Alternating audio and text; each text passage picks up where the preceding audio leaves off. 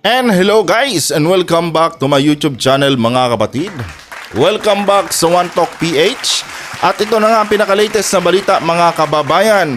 Mga isla sa West Philippine Sea pinapalibutan ngayon ng mga barkong pandigma nitong bansang China. Nakakabahala ito mga kapatid dahil maging yung Pag-asa Island na isang isla ng Pilipinas kung saan marami po tayong mga kababayan dyan na naninirahan ay pinapalibutan din or tiniterrorize po ng bansang China ngayon mga kababayan. Sana po walang gawing hindi maganda itong bansang China sa ating mga kababayan dyan sa may West Philippine Sea. At yan po ang ating pag-uusapan ngayon mga kapatid. Pero bago ang lahat, huwag kalimutang mag-subscribe at pakilike ang ating video para i-share pa ni YouTube sa iba pang hindi pa nakakapanood. Ito, panoorin muna natin mga kababayan. Umabot na sa 48 ang barko ng China na namataan sa West Philippine Sea. Dami. Ayon kay Armed Forces of the Philippines, spokesperson Colonel Francel Margaret Padilla, namataan ang 4 na Chinese Coast Guard vessel at 20 Chinese Maritime Militia vessels sa Bajo de Masinloc. Sa Ayungin Shoal naman ay mayroong isang Chinese Coast Guard at 4 na Chinese Maritime Militia vessel. Habang sa Pag-asa Island, Ito guys, Pag-asa Island. Isang Chinese Coast Guard, tapos 14 na Chinese militia vessel ba to, Tapos itong isang PLA nila, People's Republic, ano ba to? Basta pagkakaalam mo sa PLA nito mga kababayan, ito yung galing na mismo sa People's Liberation Army of China, 'di ba? Ito po ay sa madaling sabi mga kapatid, ito po ay isang barko na kargado ng armas kasi galing ito sa People's Liberation Army ng China, 'di ba? Yan yung kasi yung pinagmamayabang ng bansang China mga kapatid, yung People's Liberation Army nila. Kumbaga sa atin dito ang counterpart niyan is AFP, pero sa kanila People's Liberation Army. Ang tawag yung People's Liberation Army Navy, N stands for Navy yan. Nakakabahala mga kababayan dahil itong Pag-asa Island nga gaya ng sabi ko sa inyo, marami pong naninirahang mga Pilipino diyan. At hindi lang ako sure mga kapatid kung meron tayong military base dyan, pero siguro meron naman talaga, baka may mga pulis din dyan sa lugar na yan. Pero ganun pa man mga kababayan, syempre hindi natin maiwasan na mabahala yung ating mga kababayan dyan na naninirahan dahil nga, syempre mga kapatid, kung ganito ba namang mga barko ang makikita mo dyan, talagang mababahala ka. Dahil anytime soon mga kababayan, baka biglang mabaliw itong biglang mabaliw si Xi Jinping at bigla siyang magbigay ng utos diyan na sige lipulin nyo lahat ng mga Pilipino diyan sa may Pag-asa Island dahil sa atin yan. Kawawa naman yung ating mga kababayan diyan. Kaya siguro ang masasuggest ko dito mga kapatid, dapat siguro magtayo din diyan ng military base itong bansang Amerika. Kasi kung titingnan yung mga kababayan, noong nakaraang linggo kasi naduwag ang bansang China noong malaman nila na kasama natin ang bansang Amerika sa ating isasagawang anti-submarine drills dyan sa may West Philippine Sea. Kung matatandaan nyo nga mga kapatid, biglang nagsagawa din itong bansang China ng kanilang air and water military exercise dyan sa may West Philippine Sea. In response di umano yun sa sinasagawa ng bansang Amerika dyan sa may West Philippine Sea. Pero ganun pa man mga kababayan, yung totoong nangyari doon, dalawang Chinese Coast Guard lang pala yung kanilang pinadala para magmanman ng doon. At sobrang takot pa ng kanilang Chinese Coast Guard mga kapatid. To the point na sa radar lang sila nakikita, hindi po sila nakikita physically. 'Di ba? Maging water cannon hindi nila nagawa, Sa madaling sabi, naduduwag sila sa bansang Amerika, 'di ba?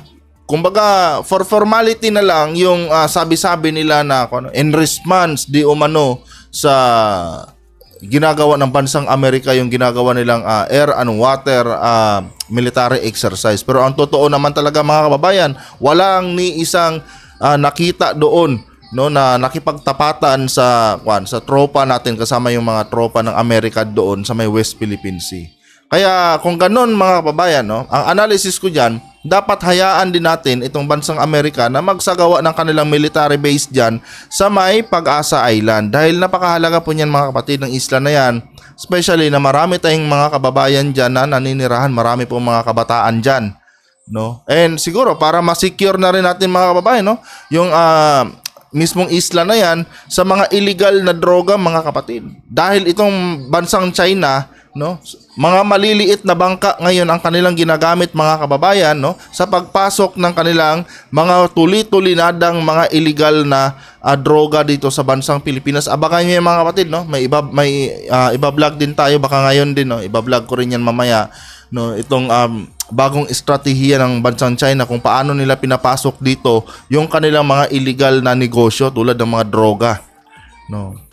Mas maganda kung lagyan ng mga military forces yung Pag-asa Island na yan, no? Military base at mga barko ng naglalaking barko ng bansang Amerika nang sa ganon, no? Kahit paano ma-secure yung ating mga kababayan dyan, diba?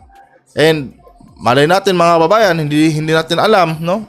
Baka biglang paulanan ng nakakamatay na gas yung mga kababayan natin dyan sa may Pag-asa Island, baka magulat na lang tayo, nagkamatayan yung mga tao dyan. Kasi nga mga kapatid, hindi natin alam mga kababayan, di ba? Dahil yung kanilang presidente, lango lagi yan, no? Sa paggamit ng fentanyl, baka masiraan ang bait yan, baka bigla tayong gamitan dyan, no? Yung ating mga kababayan dyan sa may Pag-asa Island, baka biglang gamitan ng mga ganyang klaseng mga pag-atake, yung mga gas lang, at baka biglang magkamatayan yung ating mga kababayan dyan. Kawawa naman, no? Marami po mga eskwelahan dyan, may mga bata din, no? Marami mga estudyante dyan. Kawawa naman, dinamay pa nitong bansang China, di ba?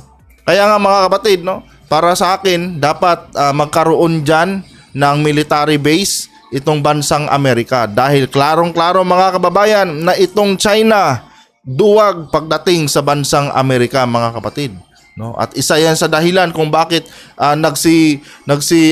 alisan sila diyan sa West Philippines noong nakaraang linggo, no, para sila mga asong ulol na nagsitakbuhan noong mabalitaan nila, no, nakasama ng Pilipinas ang bansang Amerika.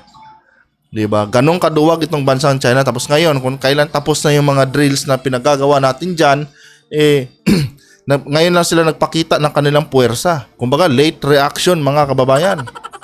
Pero ganun pa man, nakakabahala lang dahil nga yung Pag-asa Island, maraming ang nakatirang mga Pilipino dyan. At baka idamay nitong kahibangan ni Xi Jinping. No? Ulitin ko sa inyo mga kapatid, mahirap magtiwala dito sa kanilang presidente dahil ito pa ay lango sa paggagamit ng fentanyl. Diba?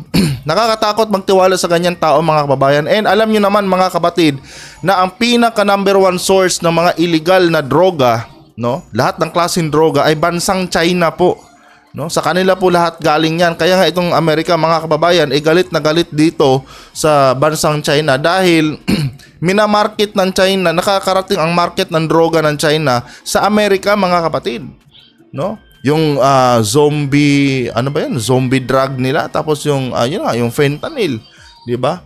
Nakakarating po yan sa bandang Amerika. Kaya itong Amerika nagkokontrol lang ng kanilang galit dito sa bansang China. Dahil nga, marami sa kanilang mga kababayan doon sa Amerika nalulung sa pinagbabawal na gamot na made in China mga kababayan. Diba? At maging ang bansang Mexico mga kapatid, ang pinaka-source din ng mga illegal na droga dyan is itong bansang China. So technically, no, itong presidente din nila gumagamit din to ng illegal na droga talaga mga kababayan. And tingnan nyo na lang sa mukha pa lang ni Xi Jinping mga kapatid, hindi po talaga mapagkakatiwalaan na para bang laging naka-slow motion yung katawan, no, pati yung mata para naka-slow motion lagi. No, dahil siguro sa kalanguan na rin niya yan ng paggamit ng fentanyl. 'Di ba? Kasi downers kasi ang epekto ng fentanyl mga kapatid, no? Nag-i-slow motion yung buong katawan mo, yung paningin mo, nag-i-slow motion 'yan tuwing gumagamit ka ng fentanyl. Ayon doon sa isang eksperto, no, na nagsiwalat ng mga epekto ng mga droga na 'yan. At hindi lang 'yan, baka nagzo-zombie drug pa yung si Xi Jinping mga kababayan. Kaya mahirap magtiwala mga kapatid, no? And hindi natin alam, baka ito din mga army, no, itong tinatawag na People's Liberation Army ng bansang China gumagamit din yan ng illegal na droga dahil sa kanilang bansa ng mga kababayan legal ang droga doon, 'Di ba? Kunwari bawal lang, pero pag ibang lahi ang nagbenta doon mga kapatid, bawal. Pero pag sila lang, legal ang droga doon. 'Di ba? Ang daming factory ng bansang China pagdating sa illegal na droga. At ngayon mga babayan itong nakaraan meron din po ako nasagap na balita, no? Na gumagamit ang bansang China ng maliliit na bangka para maipasok lang yung kanilang mga illegal na droga dito sa bansang Pilipinas. At abangan nyo yan mga kababayan, ano? Pero ganun pa man, dapat maging priority po ito ng ating gobyerno ngayon, itong Pag-asa Island, dahil marami po talaga tayong mga kababayan dyan na naninirahan. Tuloy natin. Chinese Coast Guard at 14 na Chinese Maritime Militia at isang People's Liberation Army Navy. Habang sa Panatag Shoal ay mayroon namang 3 Chinese Maritime Militia. At any one time, out of 1,700, may sighting tayo na 4. So nagpapalit-palitan to. It could be na for any other reason, no, we cannot speculate. Baka nagpalitan sila. So yun mga kababayan, ano? Ayon dito, nagpapalit-palitan di umano sila, no? So ang ibig sabihin ng mga kapatid, ayaw nilang pumirmi doon sa iisang lugar lang. Para siguro just in case mga kababayan, no, na may dumating na tropa ng Amerika diyan or tropa ng ibang kaaliado nating bansa, mabilis silang makakapag-exit, 'di ba? Kasi madali lang naman sabihin ng bansang China yan na nagsasagawa lang naman kami ng aming ng aming tawag dito rotation activities sa bawat isla. Pero ang totoo pala noon, no, takot pala silang makipag-konfrontasyon sa mga sa mga naglalakihan ding mga barkong pandigma ng mga kaaliado nating bansa. Anyway guys, hanggang dito na lang yung vlog na to. Kung nagustuhan nyo po ang ating content, huwag kalimutang mag-subscribe at paki-like na rin po ang ating video mga kapatid, no, para i-share pa ng YouTube sa iba pang hindi pa nakakapanood. Hanggang dito na lang. Adios.